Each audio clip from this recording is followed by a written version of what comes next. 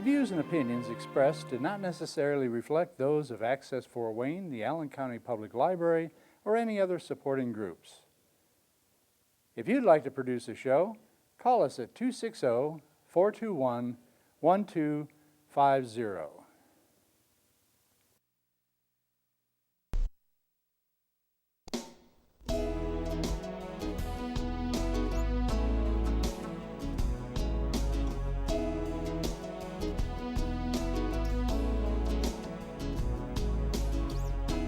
Let me be your lighthouse so I can show you the way. Let me be your shining light, I'll keep you from drifting away. I'm the one that makes you try when... Hi, this is Patty Hunter on Patty's Page. Today my special guest is Sol Rudnick, and he is the pro-life fiddler. Hey, hello, Sol. Well, hello. Glad to be with you on this. It's a good opportunity. Well, we'll be editing this, of course, putting your picture up so people know who you are while I'm talking with you. Okay. So, where are you originally from? Originally from New York City. Uh-huh. I was born in Bronx, New York, raised there up until I was about 13, moved to upper state New York. Yeah. And that was very originally. I've been around since then. And right now, of course, I'm living in San Luis Obispo, California. How long have you been there? Oh, about 15 years now. Oh, you like it there? I would say it's by far the best place I've ever lived, and I like to say no place is perfect. It's got its problems, but yeah, I do like it here very much, and it's been a good opportunity to pursue my pro-life cause here. I've had plenty of support, and it's working out good. So when you were growing up, who influenced you the most to become the person that you are now? What influenced me to be active in pro-life? Is that what you mean? Hello? Yeah, Patty. You're asking me what was the influence that got me so dedicated to the pro-life cause? It goes way back to the beginning of Roe versus Wade, which I believe was in '73, and I was asked to participate in a prayer vigil, a protest at an abortion clinic to protest abortion, and somehow it just came over to me. It's unexplainable why you feel the calling. I certainly did. Mm-hmm. And I started pursuing it. Not very much at that time. I participated in activities that were protesting abortion. Oh yeah. And I think what mainly it was just a sudden realization of what abortion is, that it is taking a life, and as I went along, even I got more convinced of it. Yeah. And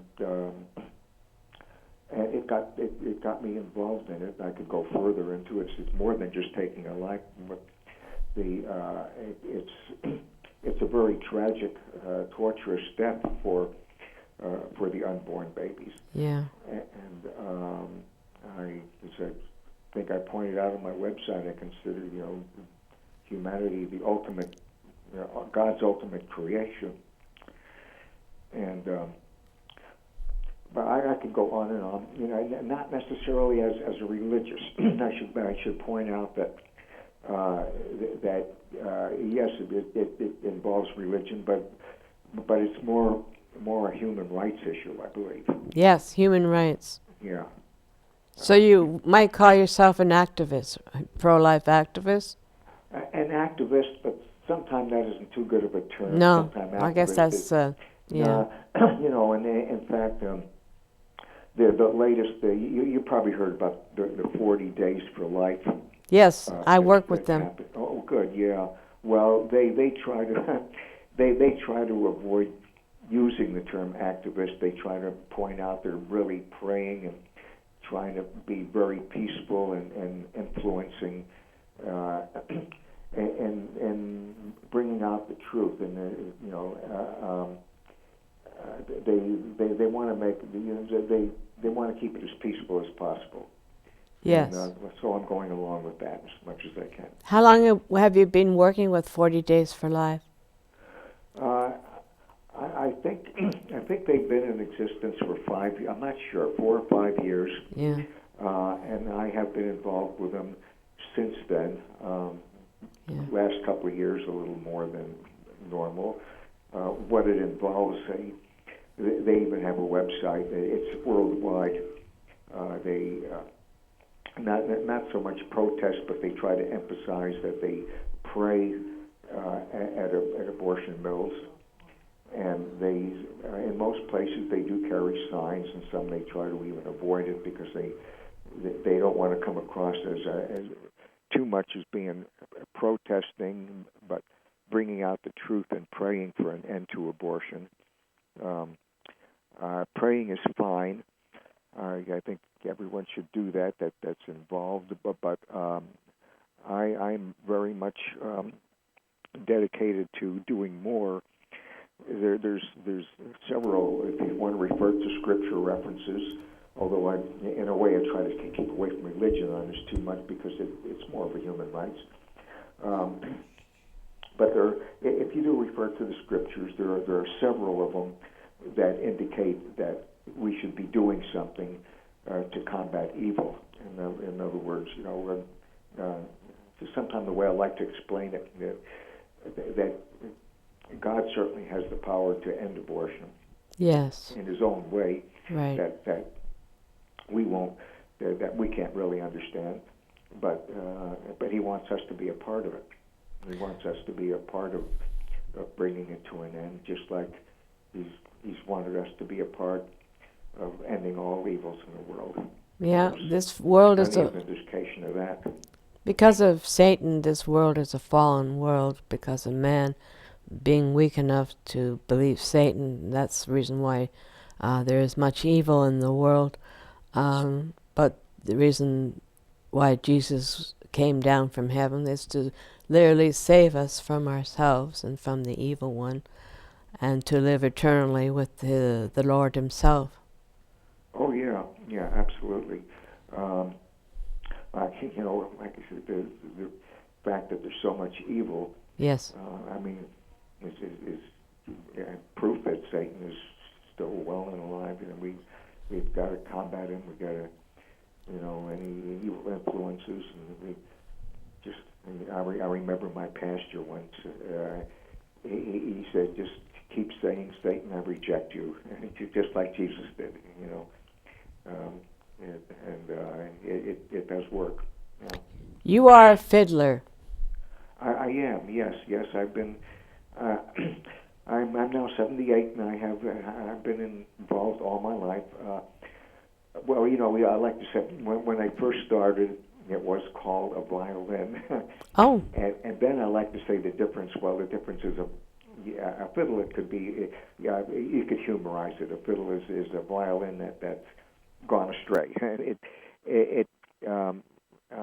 Not sure it's a good way to put it or not, but I'm very much involved in music, and I do a lot of performing around San Luis Obispo. How do you get around? Do you travel by a bike or car or bike? The only time I use the car if I have to rent one once in a while. Oh, yeah. If we're going out of town, mainly if we're going to visit my daughter, who lives in the Phoenix area. But other than that, I get along very well without a car, and especially in a small town like this, you can really do it. Do you sing? I walk to a couple of places that I play, and I have quite a bit of equipment to bring with me. Mm.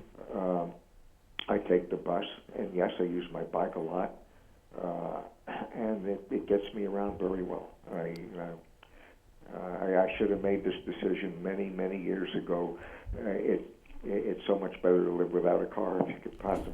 If you're working involves the transportation, Yeah. then you have to. But or especially when you're retired like me, you can really live well without a car. So you sing as well, dear? Do I sing? Yeah. No, I don't. Oh my goodness. Well, I've made several recordings, by the way, and on some of them, I might sing a verse that would be considered like a nonsense verse in a fiddle tune. Like Turkey in the Straw has a couple of humorous, I think that they're referred to as nonsense verses, and very little though on my recordings.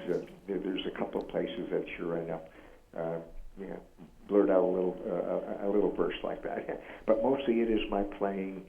And like I say, I should mention the difference between fiddle and violin. In fact, I recently wrote an article on it. Oh, yeah. That article is on a website, on the newsletter of a website, Yeah. which is called Violins for You, which is my luthier of a violin repair person. And it pretty briefly describes the difference. Violin has more discipline in reading music, and whereas and fiddling, and then more in technique too. But in fiddling, it's improvisational and playing by ear. Question. Yeah. You have a mission statement? You like? Yeah, I do. I do have a mission statement. And the main thing, on my mission, it's on my website, and you have that. You can, pro-life fiddler, pro-life-fiddler.web.com. And the main thing what I do is try to encourage other people that are dedicated or even call themselves pro-life. Not everybody that's really dedicated gets that involved, but to give them ideas. Yes. On what to do. I set up exhibits. My main exhibit is up in San Francisco at the Big Walk for Life at the end of January. It's the anniversary of Roe versus Wade. Ah. And it's the second largest in the world, actually. I think the largest is in Washington, D.C. I've been there twice to Washington. Oh, you have, yes, yeah. Oh. That is tremendous, and that's the main thing I do is to give ideas on just how to be active. I've got quite a list of. Well, I've got I listed 10 of them. I don't know if you want me to read these off or not. Well, you can go quickly through it. Oh, okay. I'm going to sort of abbreviate. I mentioned a big thing is to wear a pro-life emblem. There's an organization called Heritage House. That's in Arizona. Oh yeah. And they have you've probably heard of them. They have a very big supply of resources that brochures and emblems that you could order, and they can. I think it's. I'm not sure what the website, but it's just called Heritage House.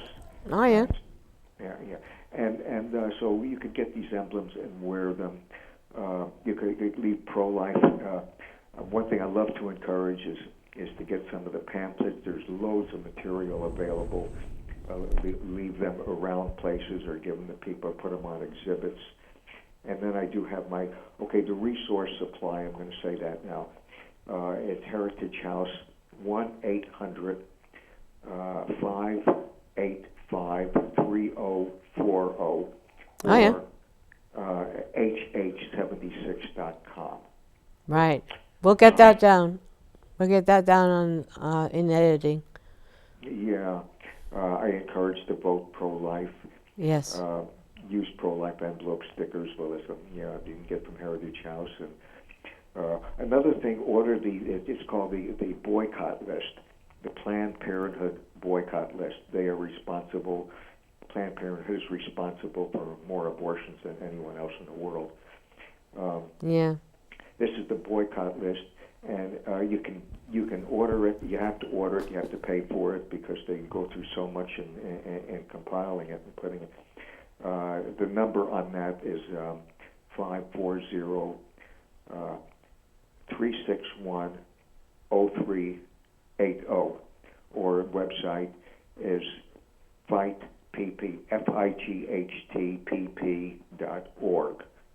And on that, when you get that list, what I like to encourage and what I've done is to just simply write it as an open letter, the information on who to send it to. Oh, yeah. So in other words, you're not just giving them your opinion. You're saying, okay, I'm writing an open letter that's going to go out to thousands of pro-lifers, whether you're going to do it or not. Just tell them you're going to do it. You know, if they know it's going to hurt their bottom line, they're going to stop supporting Planned Parenthood. Yeah. And that's the thing we want to do as much as we can to stop supporting them. Have you done an awful lot of interviews, TV, radio, online? Not too many. I have had some, yes. In fact, on my website, yes, I think there's one on YouTube of a interview I've had. I've had a couple of good articles. Oh, In yeah. fact, on my website there is a very good article by a San Luis Obispo County writer that he wrote a story about me, and he covered several of the things that you're asking me about. Yeah. Cool. I have had quite a bit of coverage, and I do write articles. In fact, I've got a couple of the articles on my website. Oh. I encourage other people to do that, so you can check on my web, forget which the clicking is on. I think it might say editorials on it. Oh, okay. If you go to that, and also I think I might have sent you something recently. Yeah, I can look for it. Dear. I have a question. What would you like to share with my audience why life is so important? Well, you know, when we say that, being pro-life, and I think the main thing I think I can speak of it in religious terms. You know, that the humanity is God's ultimate creation. We're supposed to glorify Him. It is. Life is precious to God. Very precious. It's a big offense to God. Yeah. The abortion Yes. tragedy. Yes. And therefore we have to realize that, and we have to realize that I think that most people that are in favor of abortion, they're in the, I think deep down they really know what it is. It might be called being in denial. We have to get them out of that somehow. Yeah. You know, my late aunt was an abortionist. Oh, really? Yeah, and I have an article about myself on Live Action Now online. Oh, I can send you that great. link if you want. I would sure love to see it. Yes. Yeah. Well, as a matter of fact, a lot. There have been several big abortionists, and those that have encouraged, that have been converted to our side. Dr. Leonard Nathanson is probably the main one. He's wrote a couple of books on it, videos, and he's even toured and lectured worldwide. And yet he was one of the biggest abortionists in the world. Wow. At one time. And another good example is President Reagan. He wrote a book. He called it "Abortion and the Conscience of the Nation." He was very dedicated. He did everything he could in his power to try to stop it. They couldn't really stop it, but and yet, when he was governor of California, he was what they call pro-choice. You know. Yeah, but he's not. He wasn't. So if he could change, you asked me before my reason there's a good quote. I wish I had this quote in front of me. Let me see here, but I probably don't. Oh yeah, maybe I do have it here. We have 2 minutes left, dear. Yeah, okay. I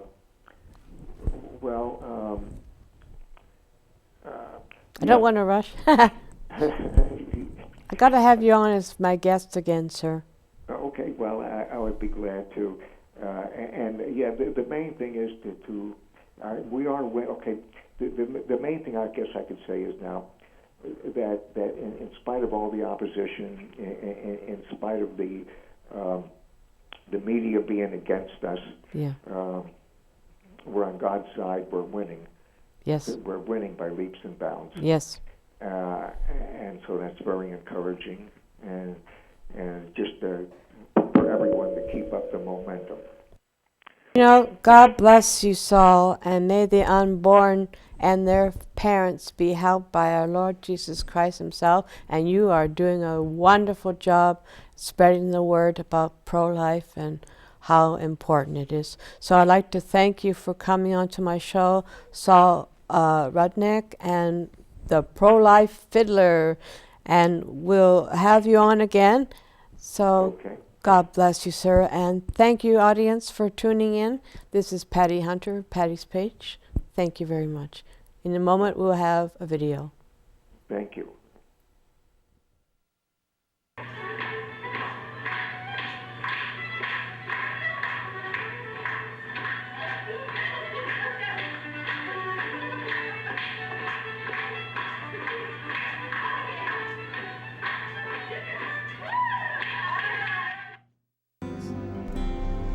Godspeed, my love, until we meet again.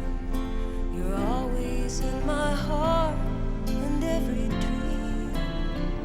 Don't let this time apart give in to all our fears.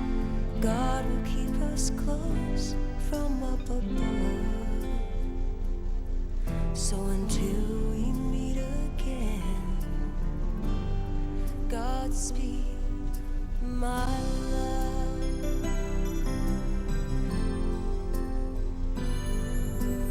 God is with us always, for the rest